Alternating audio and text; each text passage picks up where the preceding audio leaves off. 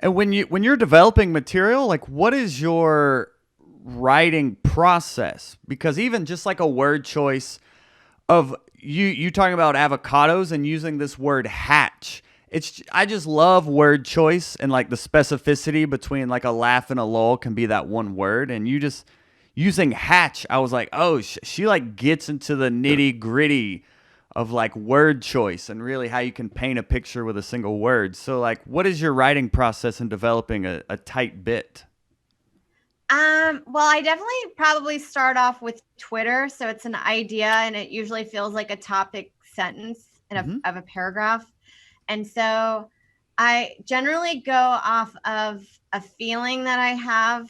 So, like, I'll just, for example, the avocado joke, like, I don't know. I remember one night the whole time I was walking to my show in my mind, I was stressed that I was like, shit, I have 3 avocados at home that are about to expire. And I really, like, I don't want to throw them away. And I keep wasting food like that. And then it was making me laugh that it was like taking up so much mental real estate in my mind. And then I thought it would be funny if I just canceled shows so I could just stay at home and make sure I could eat my avocados. So then it felt like they look like eggs and then and kind of like an incubation. And so I thought of the word hatch. And yeah, and I actually really like enjoy doing stuff that way. And that's how it started. So it started off as a tweet, and then when I went on stage, I end up like tagging on stage. So I do a lot of my writing as I go up on stage because sometimes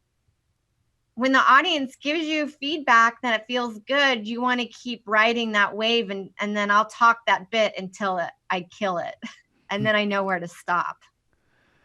Oh, I love. Are you thinking through when you think, okay, I have 3 avocados at home. Oh no, I better get back. Oh, this is funny that I'm even thinking this. And then are you like, avocados? Well, they look like eggs. Maybe they hatch. Like, does it come together? Did it come together all as you're walking to the show?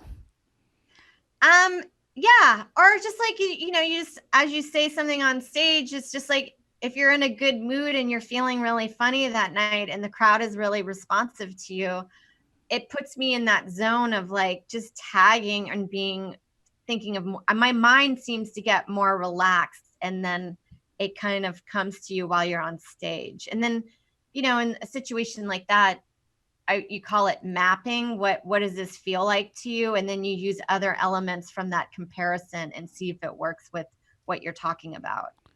Can you go into mapping more? Yeah, I guess it's a term that you use. Like I learned it in sketch writing, and it's like taking one incident and being like, this is a very similar feeling to this other incident. I can't think of an example right now, which is so infuriating. Let me see if I have.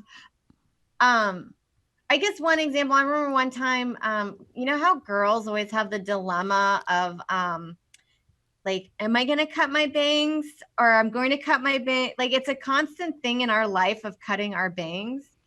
And I was just thinking how, like, it just seems like a really weird, like a small problem, but it feels like a big problem to us. So I wrote a sketch of us in a like log cabin and we're a poor family. And then I mapped it over that and the problems that you would have in a depression or in a dust bowl. And then I did it with cutting bangs. So I put the bangs in that scenario. And I think that would be what you would consider mapping.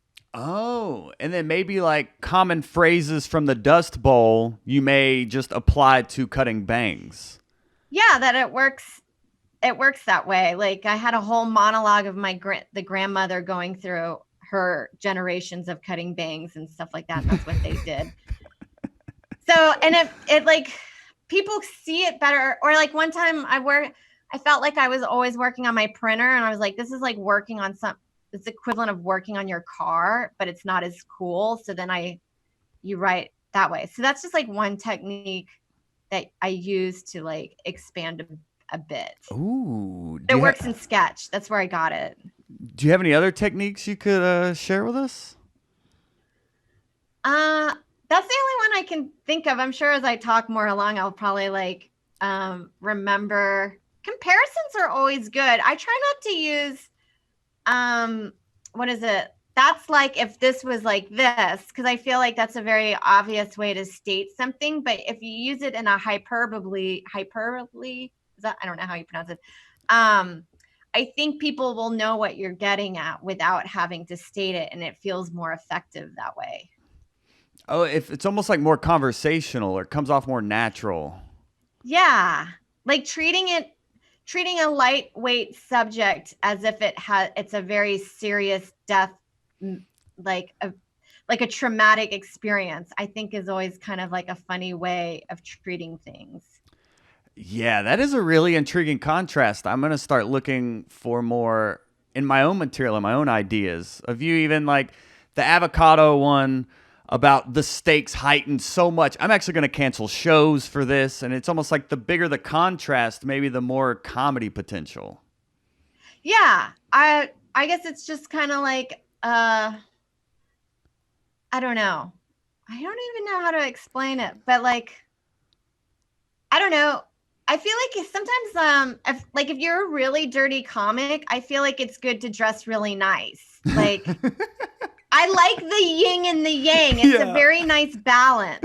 And I think people like it, and it's a way to soften things and you can get away with a lot more. Hot breath.